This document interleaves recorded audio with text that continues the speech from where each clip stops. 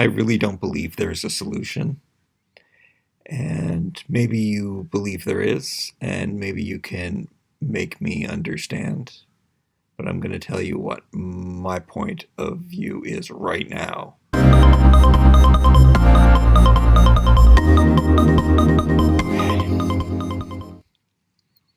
I don't believe in news or doctors or conspiracy theories. Everything we hear can be hearsay, it can be spun. We live in a time where lies can be fed to us, things are taught to us, ingrained in us, that are supposed to be true when we find out they're not. We can never know the truth. How can we know true history if we were never there? I don't believe people from Africa should be praying to Jesus. That's such a strong statement. Let me just say right now, please listen to me to the end of the video. Things seem to be all connected in what's all confusing. Jesus was created as a scare tactic for it's a white person's religion. I think it's such a horrible thing that people who were enslaved, that was the only thing that they had to turn to, a device of the people who had enslaved them. And I really do feel it's a fear-mongering thing. The First Testament is a whole other story, which seems to be connected through all cultures and has greater history, but the New Testament is just a whole hypocritical. I hate that happened. I think it's a huge problem for everyone. This isn't a video about religion.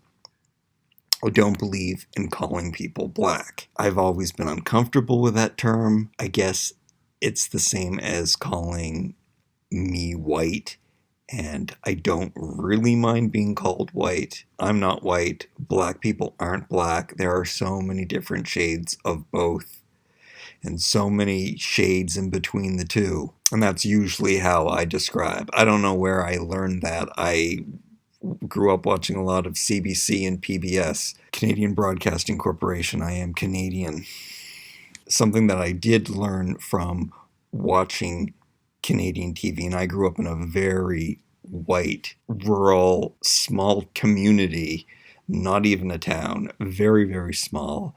And what television taught me was that what I saw of the world starting out was that everyone was the same, and that is the message that was being sent to everyone in the 80s. When I actually moved to cities and moved to other parts of the country and met other people from different cultures, I realized that cultures are very different and they have different values and different beliefs. I think that is where racial problems happen. Segregation is a whole other video, and that's something that I also don't understand. Why people have to or stay together in groups. I always believe that broadening horizons and putting yourself into other ways of life and embracing other ways of life was how you grew. I do believe that if anyone resists an arrest, that there is a huge possibility that they might be killed. You can't go against cops.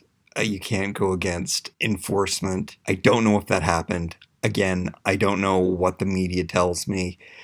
I just know that you don't, because it's dangerous. Even as a white man, if you resist arrest, you are definitely putting yourself in huge trouble. I do believe that cops seem to be a specific personality type. This is generalization.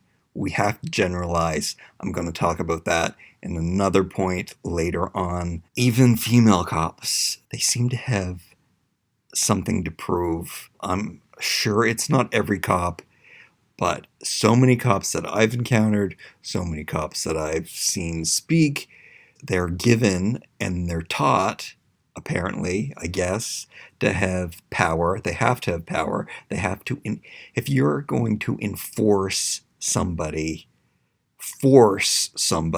that's not going to go over well. Nobody wants to be told what to do. Nobody wants to be controlled. And to be a person who's doing that, I've had problems with many cops, altercations for no reason. I can only imagine how much more difficult. And I have to talk about that later. Because I can imagine, and I'm told that you can't imagine what it's like to be. When I visit other countries and I see people with guns, like the good guys are the ones carrying machine guns. That doesn't happen in Canada so much. I see it even in the United States when I visit, but other countries are even worse. The good guys, they have the machine guns. In a lot of countries, you can't even trust those people. And they're the people that you have to fear the most. And this is all over the world. And I can't imagine what it's like to be afraid to leave your house and to make the wrong move. And it's horrific. I'm glad that that fear isn't as, I'm lucky that that fear isn't as strong for me, but I go out of my way not to live in fear. But I know that at any minute I can encounter someone, good or bad, or supposedly good or bad, that could have ill intentions. I do believe if you do illegal or bad things that you're asking for trouble. I think that goes without saying, be it karma or just what you do to your own soul. You know when you do wrong, there's guilt, and you might not know that it's guilt, and it's going to be there, and it's only going to cause stress and problems.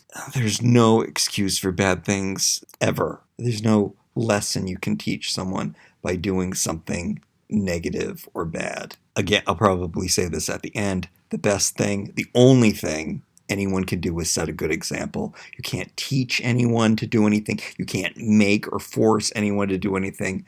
You can set a good example, live your best life, do positive things, and that is how someone is going to learn.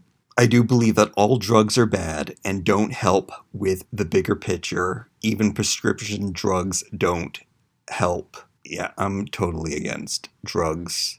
Completely. I've never done them. I'm not interested in doing them. Tobacco, alcohol, all of it. I think that it is a substitute for all kinds of courage, happiness. It means you're unhappy. You want to escape. It's not a solution. You need to address what you're escaping from, and the prescription drugs goes back to survival of the fittest. This is what upsets people. But I'm looking at a bigger picture. The healthiest people grow stronger. If you're sick, the drugs might sustain you, but yeah, that's a whole other video that I will make, and it's wrong. And a lot of this does go back to caveman mentality, but I believe in a bigger picture. For if humanity needs to survive, doing it through putting people locked away in boxes where they're in isolation and they're in sterile communities, that's not the good way of life. You need physical contact. Because that's where we're heading, a drug-dependent society where there can be no interaction because we'll just contaminate one another. I don't believe children are born innocent. I've been seeing that. Children aren't innocent. It's the whole Lord of the Flies thing. Children get to an age where they test boundaries.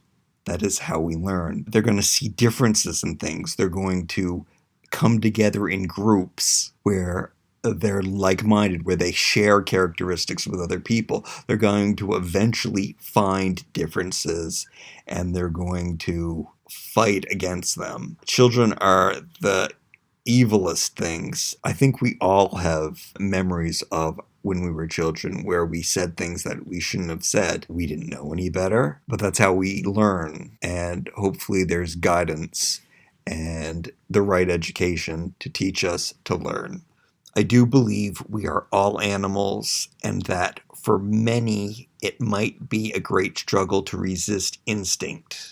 Of course, it is acceptable when a woman is inclined to nurture more, But when a man becomes too aggressive, society views him as a monster. And he is a monster. And there are many men out there who are monsters. But because we really are animals, I believe that it is just instinct. And I don't think that it is any worse. I mean, it is now. It's worse now because we have become a species that has evolved and we think we're better than any other species on the planet. We think we're God's image. And I don't agree with that, and I don't want to be that. However, I will take on the responsibility.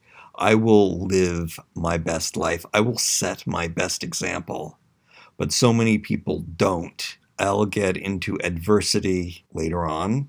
This is such a long video. If you're still sticking with me and not getting angry, thank you. I'm just working this out. I don't believe there will be a solution. We will always find conflict. We will always want to be part of a group that will not be the same as another. Like I said with the children, there's always going to be something. And because man, and I mean man, is aggressive, I think we'll destroy ourselves before we'll lose that instinct. I think we'll destroy ourselves before we all amalgamate into one kind of human. Do you think that is even possible?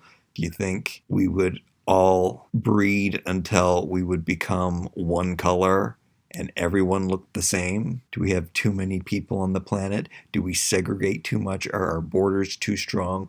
Even if we did do that, even if we all became one beautiful shade in between, where would we live? We couldn't live because our skin is different colors because of where on the planet we live, which I also will touch on that later.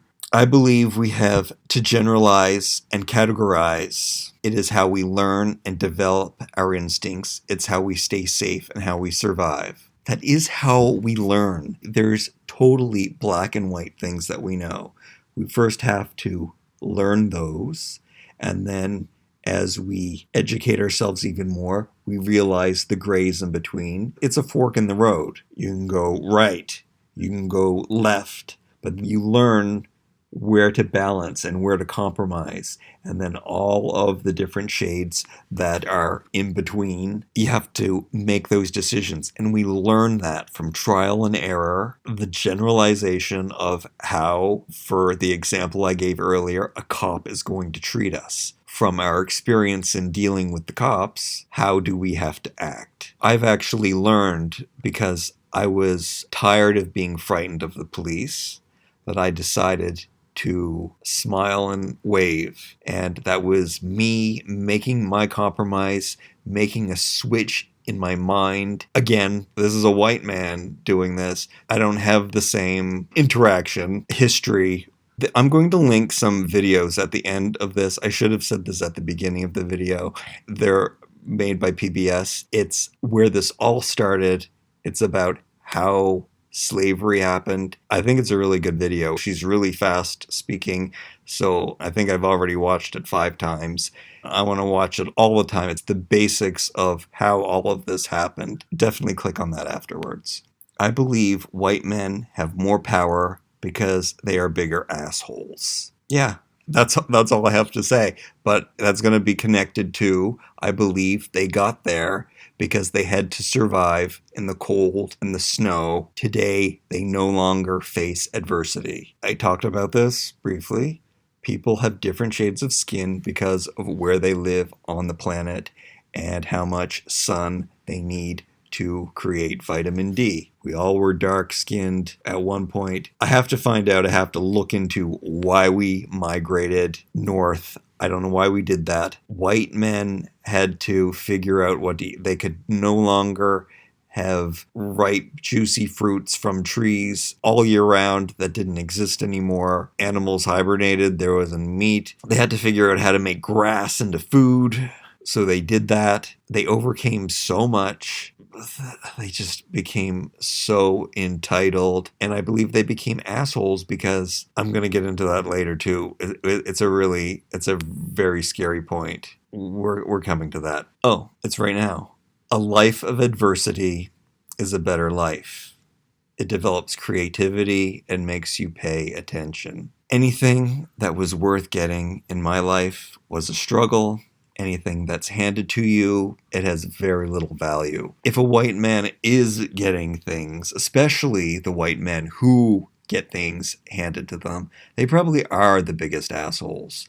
If I was to be racist against any part of society, the people who I am disgusted by the most are white men. White men specifically. I think I wrote that. When your life is handed to you, the money tree is all you're interested in climbing. And that is usually quite unfulfilling. I think it's totally unfulfilling. I think that's the only adversity a white man can find, to be able to get more money and more power. So with that comes stepping on, stepping over, corruption. It's never enough, and it's never good enough because there's no real accomplishment. When you have adversity, just like what white man did way a long time ago, a really long time ago. He had to figure out how to make food. There's no food. How am I going to make grass into food and turn it into bread? People who face adversity have to come up with creative solutions. Oh no.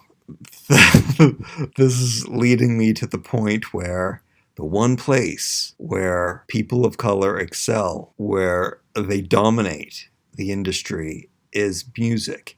Everyone is into this. This is where I am going to sound extremely racist if I haven't already. Street culture, hip hop, I don't like it. I don't approve, agree. I don't know what. This is the huge problem too, is when you use a wrong word. It's so easy to use a wrong word. Listen to me bumbling. I'm a bumbling fool. But I don't like it. I don't get it. I don't like the messages. And again, it's a generalization because, of course, there's good messages in a lot of the music, but the stuff that stands out, the stuff that becomes popular, the stuff that the kids of all colors, some reason that's the music that, it's probably because it comes from a place of adversity. That's where art thrives, when it comes from heartbreak and broken. And there's nothing more broken than generation after generation of treated horrifically. There's so much that I don't accept there. A lot might have to do with my age and how I just don't get it or respect it. It's just the same way that people in the 50s felt about Elvis. Wow. If you listen to me talk, I'm glad you did. Now you can rant on me because I'm dumb and I don't know and I don't understand. I do feel I do have the imagination that's strong enough to know what it's like to live a life of fear. I really do believe I understand that. And I also believe that you can't make anyone do anything. The best thing you can do is set a good example. A good example is a positive example. Do good things, show love, show caring, do as much good as you possibly can. When you make a mistake, catch yourself, acknowledge you've done it, tell yourself you can do better, you must do better, you will do better, we all must do better. Let's do better. I want to live in a caveman world, but I follow the rules, I do better. I go against the things that I believe. I don't trust humanity. I don't respect humanity, mostly because of white man. I don't really live in society, but I do follow the rules where I have to. I mean, I'm not good at following them all. Check out the 2 videos. It's the beginning of Black history. Well, it's not the beginning of Black history, but it's the beginning of Black history in North America. I think they're really good videos. Let me know if they're not good videos. Maybe they're not. I love you guys. I love all of you. I don't care what you look like.